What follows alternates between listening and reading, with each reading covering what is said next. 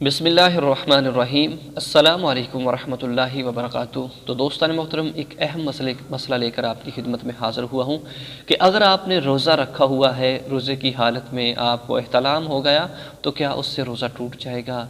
प्यारे साथियों, क्या मुश्तज़नी करने से रोज़ा टूट जाता है? यही चंद मसाइल, दो मसाइल हैं और उसके साथ साथ और भी मसाइल आपको बताऊंगा।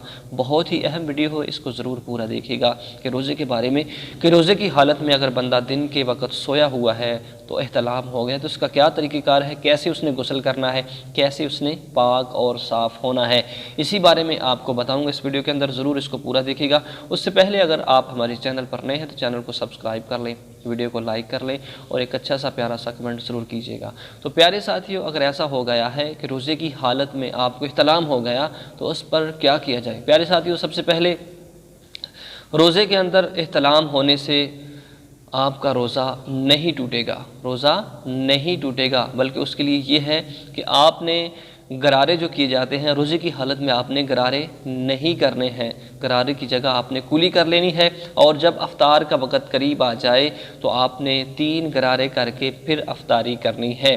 प्यारे साथियों, रोज़े की हालत में अगर इख्तलाम हो गया तो उसका तरीक़ेकार मैंने आपको बताया, कैसे गुस्ल करना है, कैसे पाक होना है।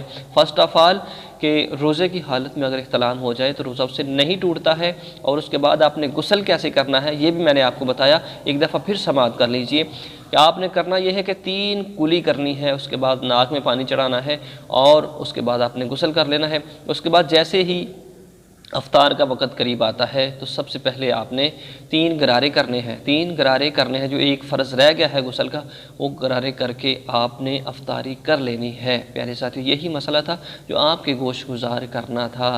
तो ज़रूर इसको अपने प्यारे साथियों तक, जिनको नहीं मालूम कि कैसे क्या होता है दीन के बारे में, तुम तक इस मसले को पहुँचाइएगा। अल्लाह हम सब का हामी व नासर हो।